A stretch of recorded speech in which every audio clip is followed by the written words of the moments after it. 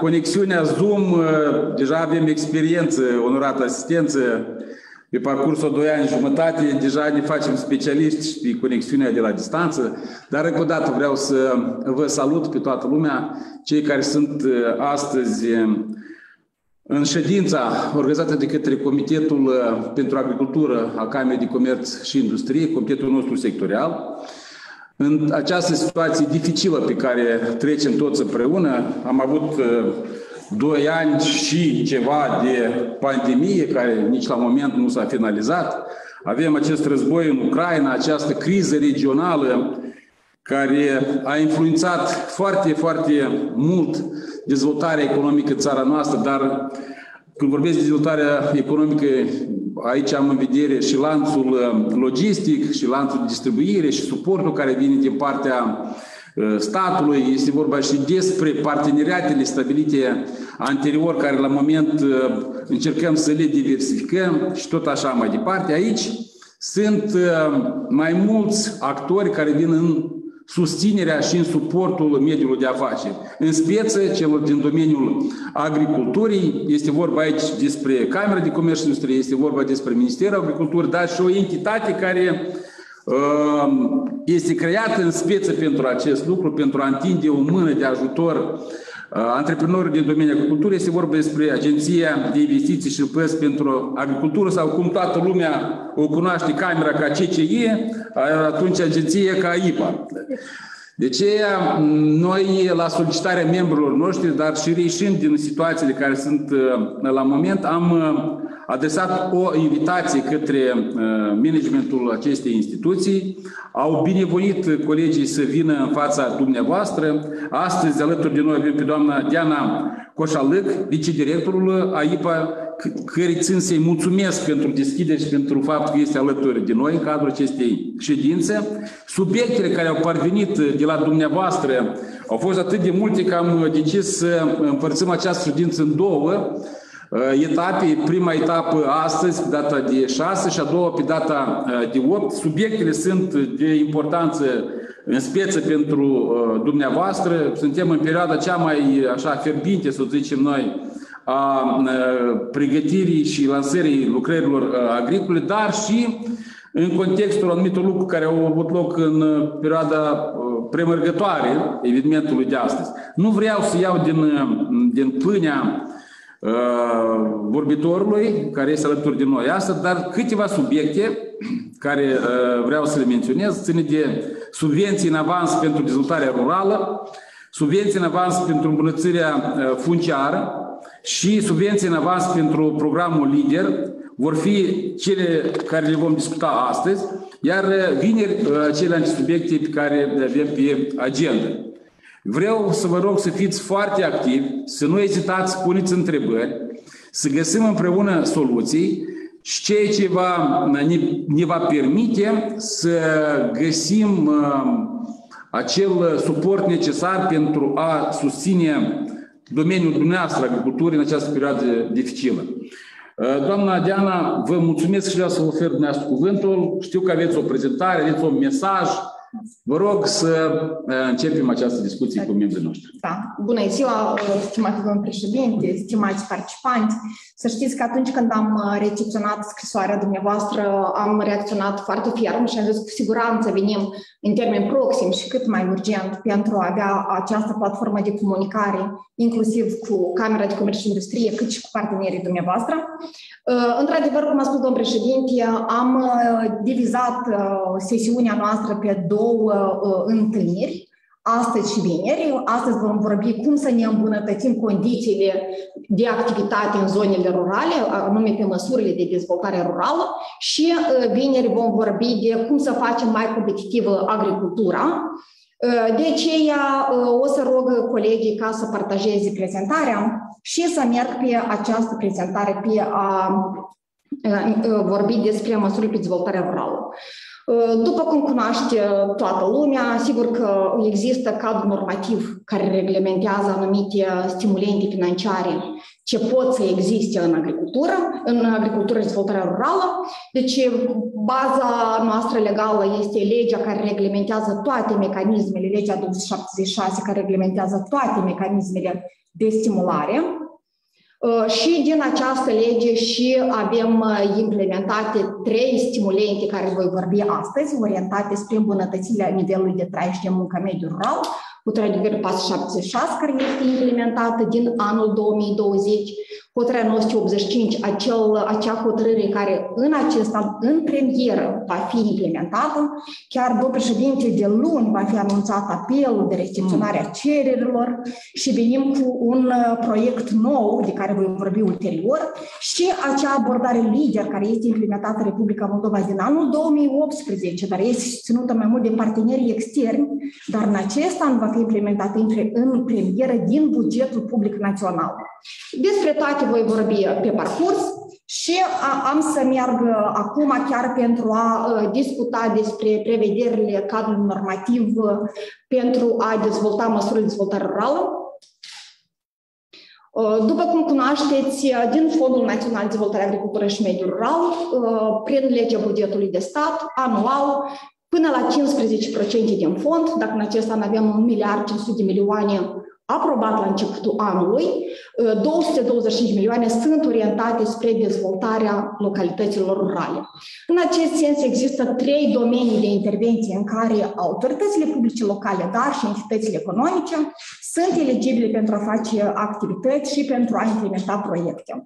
Avem anume îmbunătățirea dezvoltarea infrastructurii economice, renovarea dezvoltarea localităților rurale și ceea ce am vorbit despre activitatea de diversificare a activităților agricole și non-agricole, unde entitățile economice pot să dezvolte proiecte și să le implementeze astfel ca să-și dezvolte localitățile din mediul rural.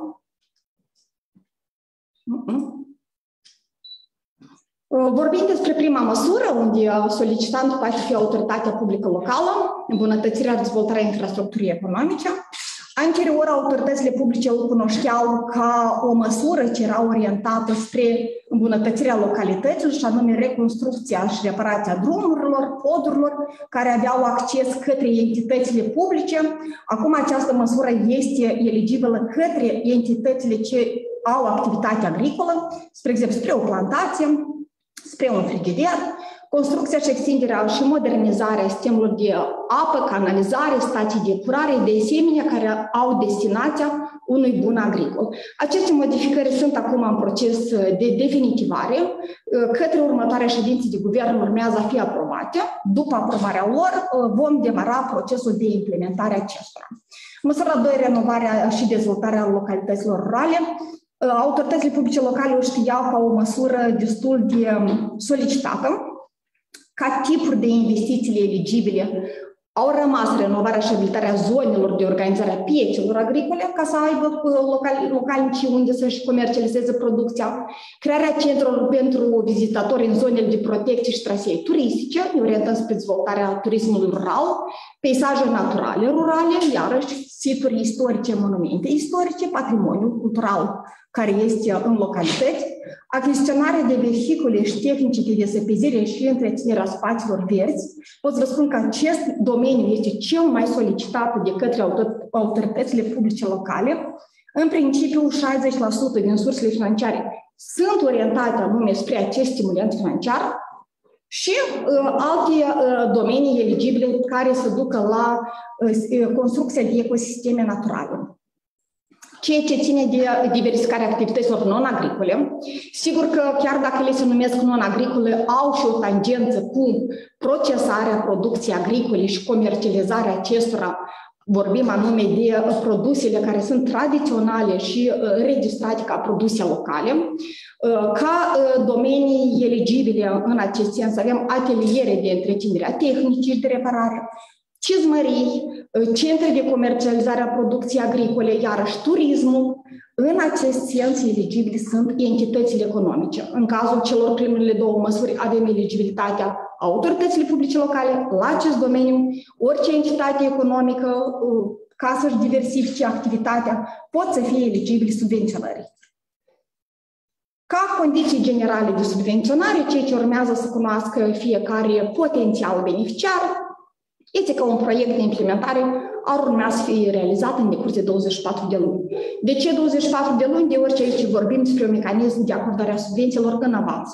Nu post-investițional, dar în avans, atunci când entitatea sau solicitantul își stabilește un termen foarte clar pentru a putea să-și implementeze proiectul. Sigur că există și o contribuție financiară de care solicitantul urmează să o asigure.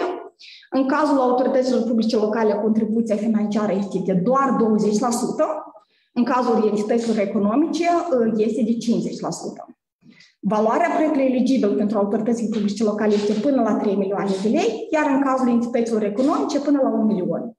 O condiție obligatorie care noi o menținem și o solicităm este ca solicitantul să asigure durabilitatea proiectului care este supus subvenționării pe parcursul a 5 ani, ceea ce înseamnă că în decurs de 5 ani AIPA va monitoriza cum este menținut, în ce condiții este întreținut acel proiect investițional ce a fost finanțat din Fondul Național de Dezvoltare a Agriculturii și Mediul Rural.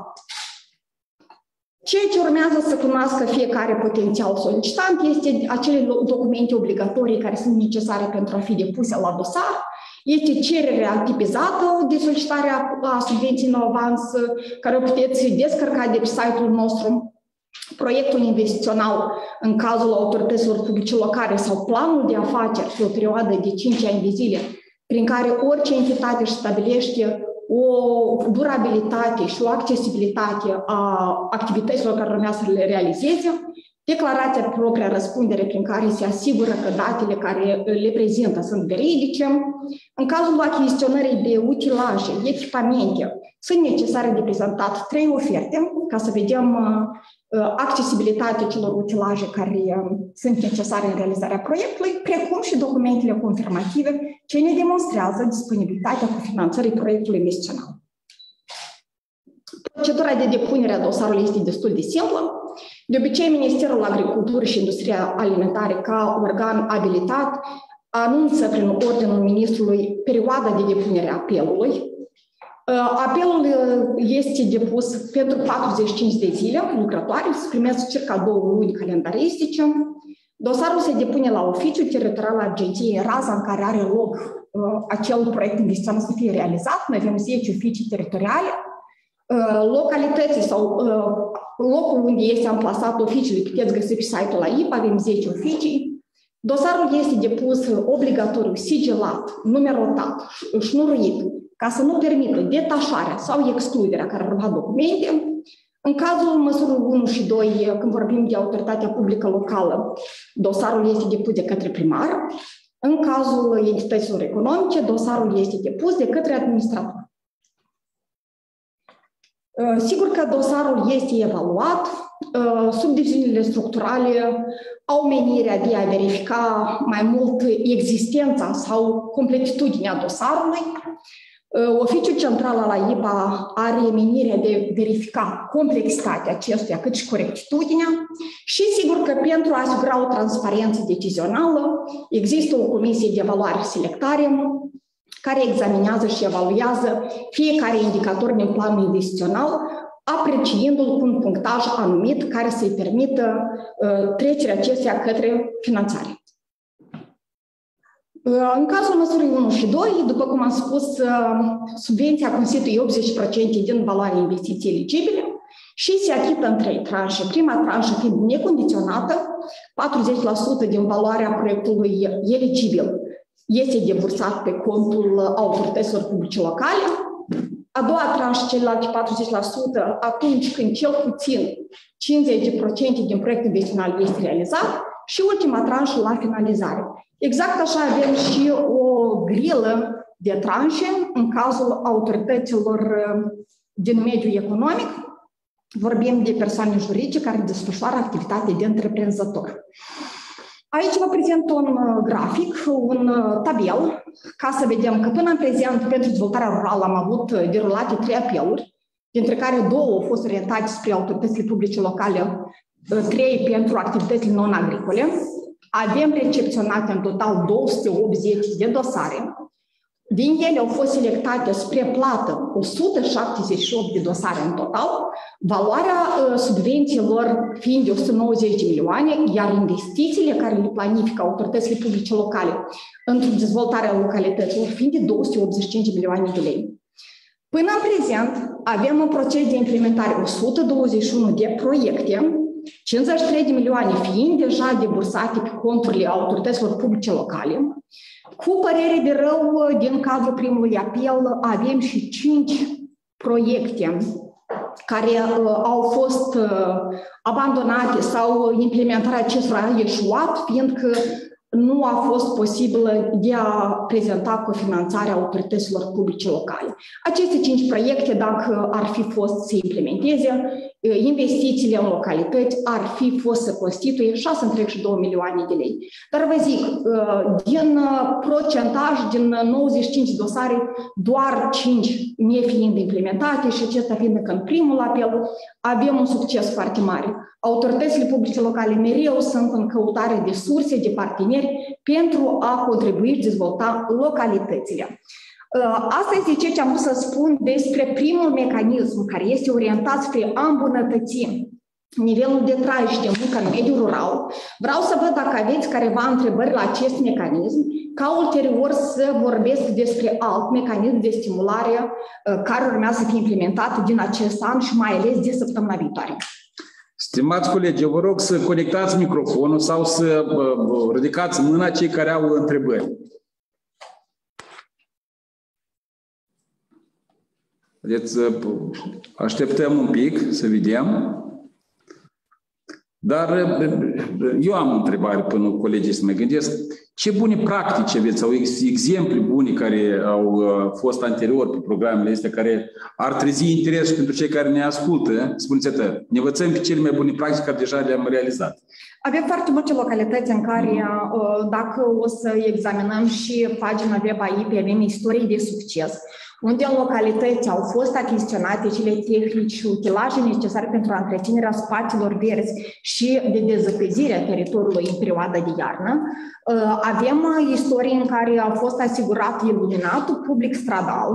Avem localități în care a fost renovat totalmente capital drumuri, școli, grădinițe, primării. Deci sunt un șir de proiecte investiționale care au fost deja finisate. Eu am menționat mai sus numărul acestora deja este de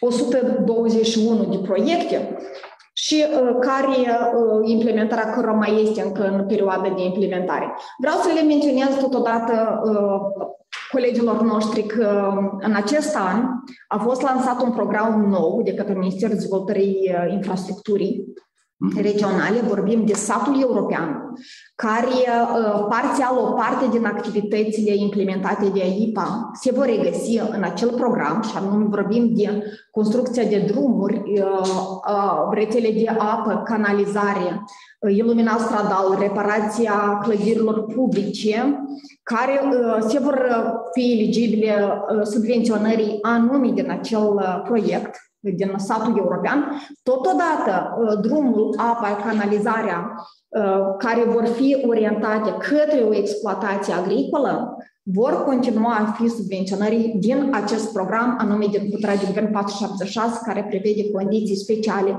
pentru a îmbunătăți nivelul de trai și de muncă în mediul rural. Aici este o întrebare. Cum o să fie? Atunci eu cred că la rectificarea bugetară o să trebuia să schimbați lucrurile, că banii sunt bugetați pe dumneavoastră, procedura este pe dumneavoastră, cu satul european cum va fi? Ori asta din anul viitor să vorbim. Satul european are surse financiare separate, sunt 700 milioane de lei care au pornit implementarea anului 2022, sunt mecanisme separate, sunt instituții separate, valoarea proiectului eligibil la satul european este de până la 10 milioane de lei. Acolo sunt chiar încurajați ca autoritățile publice locale să se unească prin mai multe localități pentru a putea dezvolta infrastructura localităților comune. Sunt activități care nu se dublează, care sunt separate astfel ca de sursele financiare alocate din bugetul de stat cât mai mulți beneficiari să poată să le acceseze. Dar procedurile de achiziții care sunt? În cadrul AIPA, procedura de achiziții o efectuează autoritatea publică locală. În cazul în care depășește suma de 200.000 de lei, se efectuează prin programa e-tender, atunci când este setată și efectuată procedura corectă. În cazul în care se realizează un proiect mai mic, procedura de achiziție efectuează primăria, așa după cum este efectuată legal. În baza, pentru entitățile economice, procedura de achiziție o efectuează de sine stătător ca orice entitate. Mulțumim, iată câteva lucruri le-am clarificat, destul de interesante, deci lucruri care le-ați menționat dumneavoastră. Eu vreau să mă aud, este cineva cu întrebări? Nu sunt, avem peste aproximativ 50 de persoane care lucrează cu noi împreună, sunt în această ședință. Eu zic să trecem la doilea subiect și după aia vedem dacă mai sunt întrebări din partea colegilor. Ok, să trecem la a doilea program. Pot să vă zic că încă începând cu anul 2021, Ministerul Agriculturii a aprobat un program orientat spre dezvoltarea proiectului de îmbunătățiri funciare. Acest proiect în anul trecut nu a fost implementat, fiindcă există, sau în premieră, AIPA va avea un partener în implementarea acestui proiect, și anume Agenția Relații Funciare și Cadastru. Pe lângă Ministerul Agriculturii mai avem un partener de bază, astfel că în anul 2021 s-a reușit pregătirea tuturor documentelor, inclusiv comisiile care să examineze aceste dosare, pentru ca anul curent să putem demara implementarea lui, neavând careva impedimente. Și vreau să vă zic că deja este emis ordinul ca începând cu data de 11 aprilie de luni, oficiile teritoriale ale agenției vor recepționa astfel de cereri. Dacă o să examinați site-ul agenției, o să găsiți în partea stângă rubrica îmbunătățiri funciare, unde sunt plasate deja toate actele relevante, inclusiv cu modelul proiectului investițional care conține și niște notițe cum să fie corect implementat, nu doar ca formă de tabele sau ca conținut, dar și cu subtitre care să ajute potențialii beneficiari cât mai ușor să implementeze acest proiect. Totodată, pe site-ul nostru sunt și declarațiile pe proprie răspundere, și modelul planului de afaceri și alte acte relevante pentru ca acest mecanism de stimulare să fie implementat corect și să fie cât mai mulți beneficiari. Am să vorbesc de cele măsuri care sunt eligibile subvenționării în acest sens. Avem 3 măsuri și am să vorbesc pe fiecare în parte. Prima măsură este aplicarea măsurilor pentru prevenirea și combaterea eroziunii solului. Această măsură prevede și niște domenii de intervenție care nu o să le găsiți în hotărâre de guvern, dar Ministrul Agriculturii, prin ordinul său intern, a aprobat o listă de proiecte care sunt eligibile în acest sens, și anume avem crearea sistemelor de fâșii forestiere de protecție, avem plantații forestiere de protecție, măsuri hidrologice antierozionale, măsuri pentru terenuri afectate de ravene. Pentru măsura 2 avem aplicarea măsurilor de ameliorare chimică a solului și în acest sens avem drenarea solurilor, spălarea sărăturilor solului, cultivarea culturilor cu toleranță sporită la salinitate, lucrări de fertilizare organică a terenurilor. În cazul măsurii 3 avem anume aplicarea măsurilor de conservare și sporirea fertilității solului.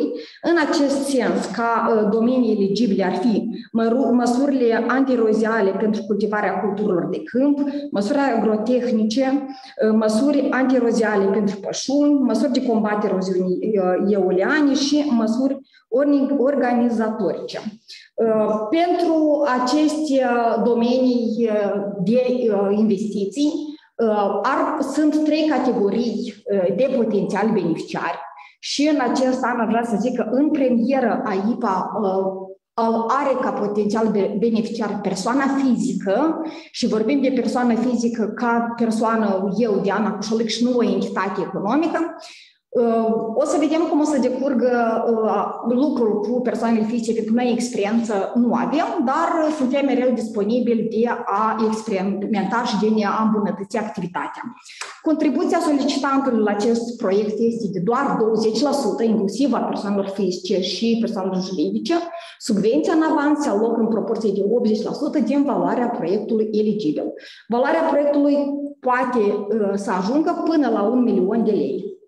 Solicitantul, în acest sens, urmează să întrunească câteva criterii de eligibilitate, și anume să dețină în proprietate sau în folosință terenul pe care urmează să fie efectuată investiția, să prezinte un aviz pozitiv prezentată de o instituție de cercetare de profil, care să conțină și un deviz de cheltuieli a lucrărilor ce urmează a fi realizate. Costul total al proiectului urmează să nu depășească 1 milion de lei. Perioada de implementare a acestui proiect se urmează a fi realizată în decurs de 24 de luni. Acea cofinanțare personală a solicitantului să fie dovedită prin acte confirmative că dispune de 25% pentru a implementa proiectul și un alt criteriu general este că solicitantul depune un singur proiect în cadrul unei măsuri, după ce finisează realizarea acesteia, poate să depună la altă măsură. Procedura de depunere și de examinare a dosarului este similară cu alte proiecte. Totodată o să mai prezint încă o dată ca să memorizeze, deci dosarul se depune la oficiul teritorial al agenției, în raza în care are loc să fie efectuată acea investiție. Dosarul se depune de către solicitant, vorbind de APL, atunci de către primar, dacă de persoana fizică, de persoana ce se identifică și în cazul entităților economice de către administrator. Dosarul este depus tradițional, sigilat, șnuruit și numerotat, astfel ca să nu fie permisă detașarea dosarelor sau documentelor sau pierderea acestora. Odată ce este depus, oficiile teritoriale au menirea de a verifica completitudinea dosarului, cum am mai menționat, ca să fie toate documentele prezentate. După caz, oficiile teritoriale vizitează sau fac vizite în teren la fața locului pentru a se convinge că investiția nu este realizată, că urmează a fi implementată în decurs de 24 de luni. După care aceste dosare se transmit la oficiul central, unde se examinează deja corectitudinea datelor prezentate, după care se înaintează către Comisia de Evaluare și Selectare. Aici și vine rolul instituției partenere, vorbim de Agenția Relații Funciare și Cadastru, care va examina și din punct de vedere a atribuțiile care le dețin dumnealor, corectitudinea proiectelor investiționale descrise. Odată ce vor fi emis acest aviz pozitiv, sperăm noi și nu negativ, dosarul va merge ulterior la agenție pentru a fi invitat solicitantul, a semna contract de implementare a proiectului și a fi parcurs la implementarea acestuia. Acest mecanism se propune a fi în două tranșe. Și în premieră, când AIPA o să aloce necondiționat prima tranșă în avans de curs de 70% din valoarea proiectului și a doua tranșă 30% atunci când proiectul investițional va fi finisat. Noi ne așteptăm la foarte multe proiecte în acest sens. Din bugetul de stat sunt alocate 10 milioane de lei anume pentru implementarea acestui proiect. Noi mizăm foarte mult că vom avea cereri, vom avea de unde selecta cele mai bune și cele mai interesante proiecte orientate spre îmbunătățiri funciare, astfel ca potențialii beneficiari și solicitanți să-și dezvolte localitățile și să dispară acele probleme cu care se confruntă entitățile economice și nu numai cu problemele de îmbunătățiri funciare. Asta este ce am vrut să vă spun pentru acest mecanism. Dacă sunt întrebări, vă rugăm să le înaintați. Eu vreau să zic că acesta este unul din cele mai importante subiecte, zic eu. Noi aici, în această sală, la Camera de Comerț și Industrie, am discutat cu mai mulți miniștri, colegii noștri de la Selecție, de la Bălți, cei ce țin de protejarea cel mai mare bun sau cel mai scump bun care îl avem noi, pământul în Republica Moldova. Și ca urmare, ce cred eu, acelor discuții, Ministerul, prin intermediul dumneavoastră, a venit cu această, zic eu, ofertă destul de interesantă pentru antreprenorii noștri din domeniul agricol, anume pentru protejarea funciară a pământelor. Eu vreau să întreb dacă sunt întrebări, vreau să vă rog dacă sunt întrebări pe acest subiect. Stimați colegi, vă rog dacă cineva dorește să intervină. Ori scrieți în chat, ori ridicați mâna, că tehnica asta clar că e dificil. Da. Pot să vă zic că în cazul în care colegii nu prea au multe întrebări sau le sunt subiectele noi, de săptămâna viitoare, AIPA va face o campanie de informare în teritoriu, unde vom merge în fiecare raion și vom discuta potențialii beneficiari sau îi vom informa despre toate mecanismele de stimulare. Inclusiv vom informa și despre acest program de îmbunătățiri funciare. În cazul în care o să doriți să participați la această campanie de informare, noi, cum o să avem graficul vizitelor în teren aprobat, o să-l punem pe pagina web a agenției, inclusiv pe pagina de socializare pe Facebook, pentru a putea fi distribuită și văzută de cât mai mulți potențiali beneficiari și de a participa la aceste instruiri sau conștientizări. Așa că dacă nu aveți acum întrebări, le puteți adresa în săptămâna viitoare sau AIPA are un chat pe pagina web unde oricine ce-l deschide îi apare în partea dreaptă și întreabă dacă aveți o întrebare, aveți o sugestie și în cazul în care apar careva subiecte ulterior discuții noastre de astăzi, le puteți adresa pe cel chat și în decurs de 24 de ore colegii vin cu un răspuns prompt către dumneavoastră. Vă mulțumesc. Într-adevăr, așa cred că și o să procedăm, cu toate că este întrebarea cu cine ajută antreprenorii să pregătească aceste proiecte. Mulți din ei cine o să ne ajute să pregătim, având în vedere că este ceva nou. Și a doilea, cu procesul de evaluare, etapele evaluării. Aici ar fi un lucru bun, deoarece ei or să adreseze la noi la cameră și vrem să cunoaștem, dacă aveți careva informații. Da, domnule președinte, pot să vă zic că criteriile de evaluare sunt parte, componenta hotărârii de guvern. Hotărârea de guvern 985 are anexă, unde sunt stabilite criteriile cum se evaluează sau chiar exact criteriul și punctajul acordat. Și atunci oricare solicitant ar putea singur de sine stătător și fac o autoevaluare. Și în cazul în care nu acumulează minimum de 70 de puncte, nici nu ar fi cazul să mai aibă niște cheltuieli suplimentare pentru elaborarea acestui dosar și a fi depus la agenție. În cazul în care mai mult de 70 de puncte, este încurajat să o depună. De obicei, Ministerul Agriculturii și Industriei Alimentare în anii anteriori are selectat niște companii de consultanță care prestează servicii de instruire, formare către producătorii agricoli și către autoritățile publice locale. Producătorii agricoli au experiența mai mare în acest domeniu și pentru care solicitanții noștri puteau obține sau a le fi rambursate 50% din costul serviciilor prestate de către companiile de consultanță. Ceea ce vreau să vă zic, din luni, membrii Guvernului au aprobat modificări la hotărârea de Guvern PAS 55 care reglementează acordarea subvențiilor post-investiționale, unde este și acest mecanism de stimulare. Fiind operate modificări, a fost exclusă acea listă de companii de consultanță. Deci piața a fost liberalizată. Orice companie care poate să presteze servicii de consultanță, de formare, să ajute producătorii agricoli și nu numai, dar și potențiale beneficiari în cazul îmbunătățirii funciare și persoanele fizice, să le elaboreze acel pachet de documente.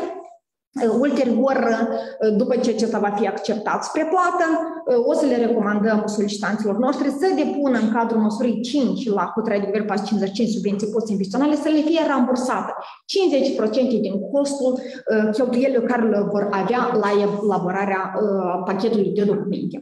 Da, mulțumesc. Eu de ce am spus această întrebare? Eu cunoșteam, dar știți, am provocat un pic ca cei care ne privesc să cunoască. Noi astfel de servicii am acordat anterior. Ca cameră avem o subdiviziune care susține mediul de afaceri, dar, încă o dată, deja un lucru important este de menționat că s-a liberalizat această piață. La oricine puteți să vă adresați și să vă acorde suportul necesar, iar ulterior 50% din costuri vor fi compensate din acest fond, să numim așa, care este direcționat pentru acest domeniu.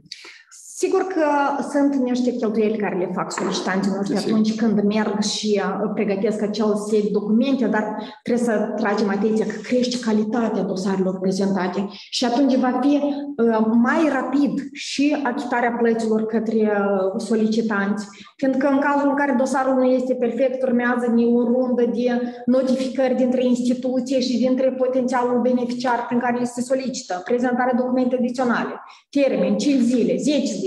Respectiv, asta duce la tergiversarea procesului de examinare, dar și de acceptarea acestea spre plată. Atunci când solicitanții merg la o companie și este organizat acest proces, pregătit dosarul cap-coadă, este și responsabilitatea companiei de a presta servicii de calitate, astfel ca producătorul și solicitantul și în perioada imediat următoare se mai apropie, mai ales că aceste costuri sunt rambursate de către AIPA. Da, mulțumim. Eu zic că dacă nu mai sunt întrebări, să trecem la punctul 3 din agenda noastră. Da, într-adevăr, vreau să vă zic că în acest an AIPA va veni încă cu noutate. Dacă despre abordarea lider în Republica Moldova a început să fie auzit încă din anul 2018, doar că mai mult aceste proiecte susținute sau implementate de către grupuri de acțiune locală au început să fie susținute mai mult de partenerii externi. Pe parcursul anilor au fost mai mulți finanțatori care au pus accentul pe formarea grupurilor de acțiune locală, pe dezvoltarea strategiilor locale, pe implementarea proiectelor care sunt specificate în strategiile de dezvoltare a localităților. Din acest an, în baza legii 276, este reglementat expres că 5% din Fondul Național de Dezvoltare Agricultură și Mediu Rural vor fi alocate anume pentru implementarea programului LIDER în Republica Moldova. Ce prevede aceasta? Aceasta prevede că 75 de milioane de lei vor fi direcționate către susținerea grupurilor de acțiune locală, dar și implementarea proiectelor ce se regăsesc în acea strategie de dezvoltare a localităților. Noi cu toții cunoaștem că în Republica Moldova deja sunt active 42 de grupuri de acțiune locală în diverse sau zona, amplasarea teritorială practic este acoperit totalmente cu aceste grupuri de acțiune locală și este foarte binevenit pentru că anume abordarea LIDER prevede sau contribuie la implementarea politicilor de jos în sus și inițiativele vin iarăși de jos în sus.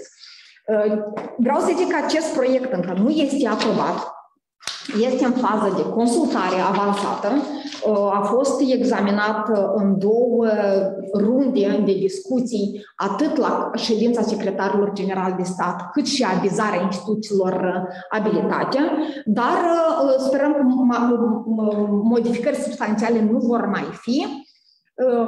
Prevede acest program implementarea 2 măsuri.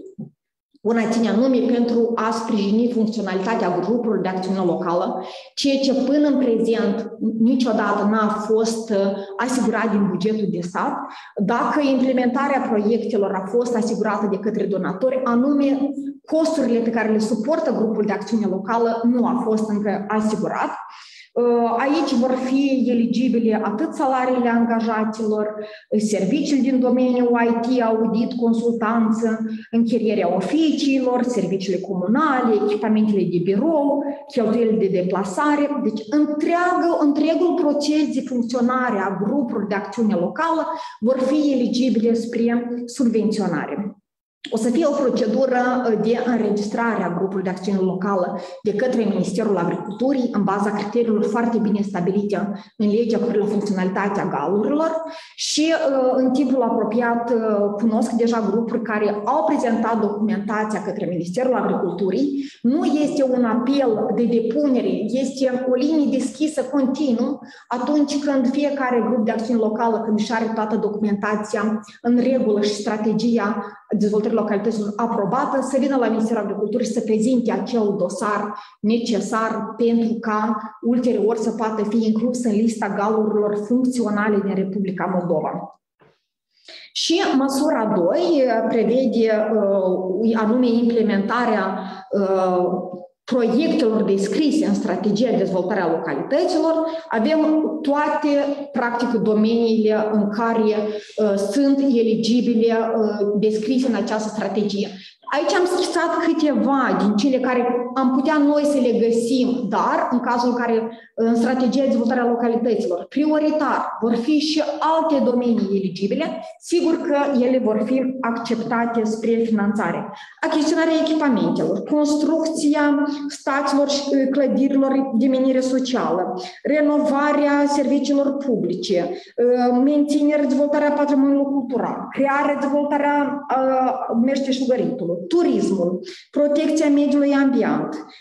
Avem toate tipurile de servicii, fiecare autoritate publică locală este în dreptul său, conform necesităților stringente care le dețin, să-și stabilească un șir de proiecte prioritar necesare în strategia de dezvoltare a localităților. Și atunci când ele vor fi cele mai bine descrise, vor fi eligibile ulterior spre implementare.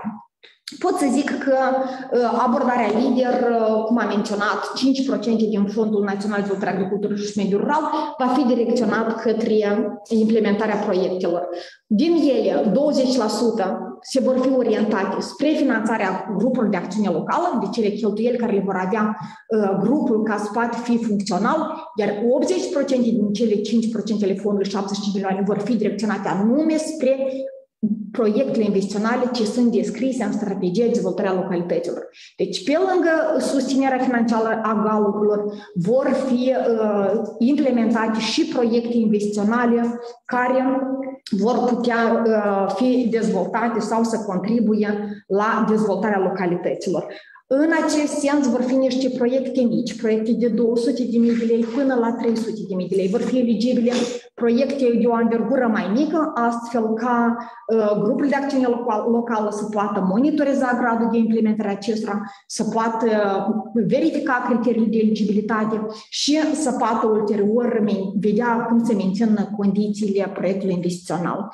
Ca potențial beneficiari ai acestor subvenții în avans pentru implementarea proiectelor descrise în strategia de dezvoltare a localităților, sunt sigur că autoritățile publice locale, care vor putea beneficia până la 80% din valoarea proiectului eligibil, deci vor fi doar proiecte investiționale ce vor fi achitate în avans, fiindcă inițial discutam și despre proiecte post-investiționale după ce se realizează, dar la solicitarea partenerilor toate proiectele vor fi achitate în avans. Altcineva ca beneficiari pot fi ONG-uri din domeniul civic. Dumnealor vor obține până la 85% din valoarea proiectului investițional și din domeniul business vorbim de orice tip, activități agricole și non-agricole, care vor fi susținute până la 60% din valoarea proiectului investițional. Deci eu am o întrebare. Așa ca să mai trezim așa interesul, eu mă duc aminte din experiența mea de lector universitar. Iată, Camera de Comerț și Industrie organizează concursul Polubocul de Aur. Cel mai bun vin de casă. La care participă anual în jur de 300 deci, se numesc așa, producători de vin de casă, gospodari în țara noastră. Ei desfășoară concursurile regionale, raionale, unele 22 de raioane unde se produce vin în Republica Moldova. Ulterior este faza națională, aici chiar 2 săptămâni în urmă a fost faza națională, care a participat 107 probe și învingători au fost declarat 10 producători de vin de casă. Acești producători de vin de casă anterior sunt mulți de ei deja ca o producere nu industrială, dar produc și vând în rețele noastre comerciale, exportă peste hotare, dau exemplu Gogo, da, știți dumneavoastră. Acest concurs, eu cred că ar fi unul care este eligibil la dumneavoastră. Noi le mânăm la învingători pe un poloboc. Pe parcursul a 20 de ani, Camera de Comerț și Industrie din sursă proprie. Noi suntem ONG de drept public. Iată, noi am putea să aplicăm cu acest concurs la acest proiect.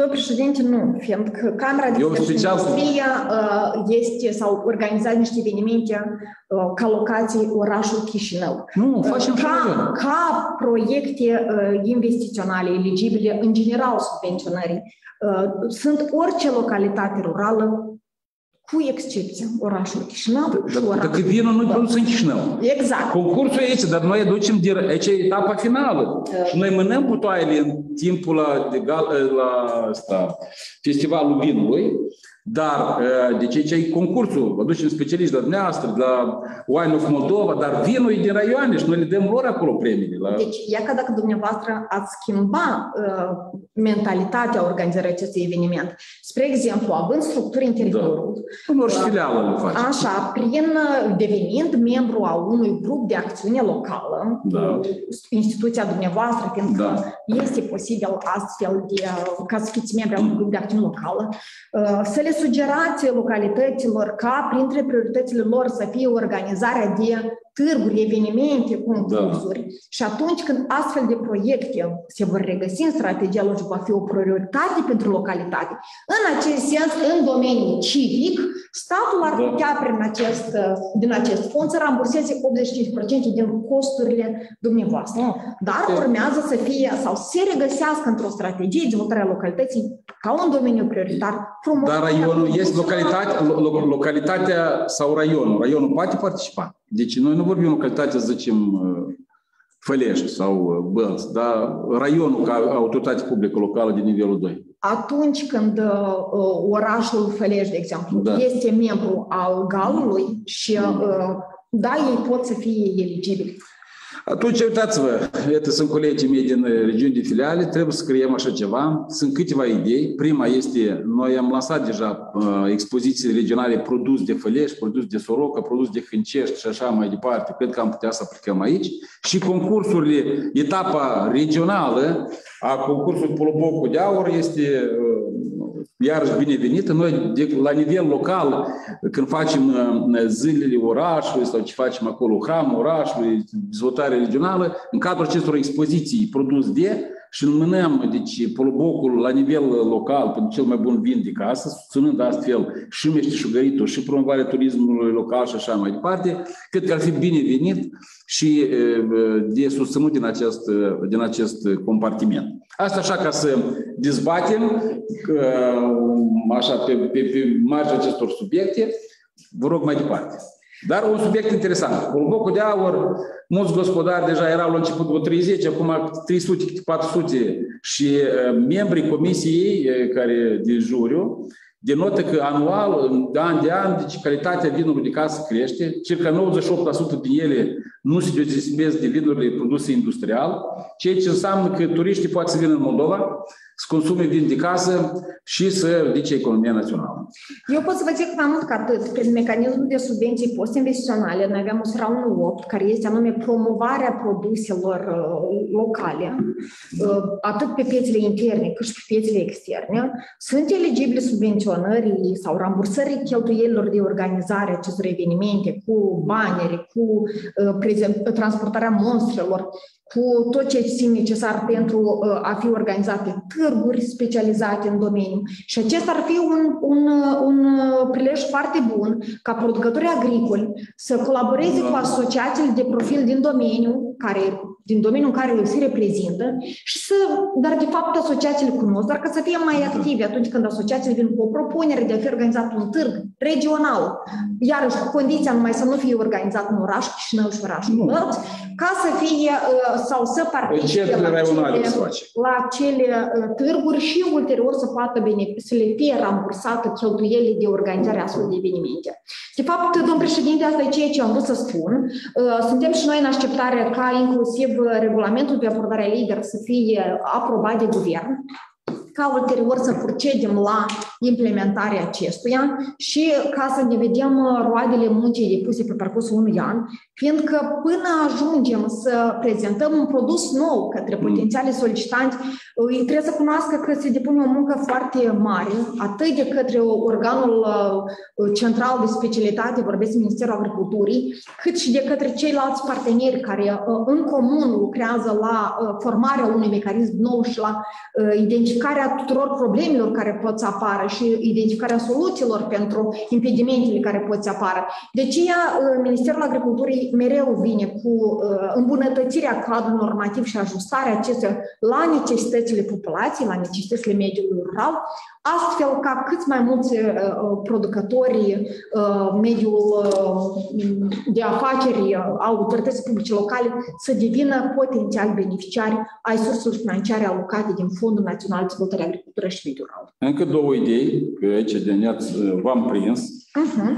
Uitați, noi organizăm expoziția, cea mai mare expoziție fabricată în Moldova, de produse locale. Și sunt standuri colective cu care vin raioanele. Ei de obicei zic că nu au de unde susține autoritatea publică, nu au de unde susține producătorii locali. Iată, aici eu cred că APL-urile ar putea împreună cu agenții economici să aplice la acest program la lider da. Și să beneficieze de suport pentru a participa la expoziția fabricată în Moldova, care organizăm noi. Deci, da. Eu cu dată mă adresez la Direcția Raională de Agricultură, sunt aici colegii noștri de filiale, deci agenții economici. Dați să folosim această oportunitate pentru a aplica la acest program.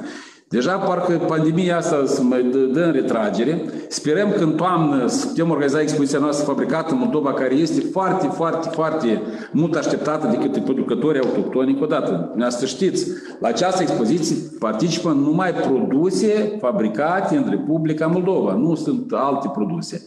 Aceasta este una și a doua, cred că ar fi iarăși binevenit să ne gândim când mergem cu expoziția Moldova prezintă în România, de exemplu Iași, Brașov, noi preconizăm în august Moldova prezintă la Brașov, iarăși să aplicăm împreună cu autoritatea publică locală la acest program ca să susținem promovarea produselor noastre, zicem, în piața din România.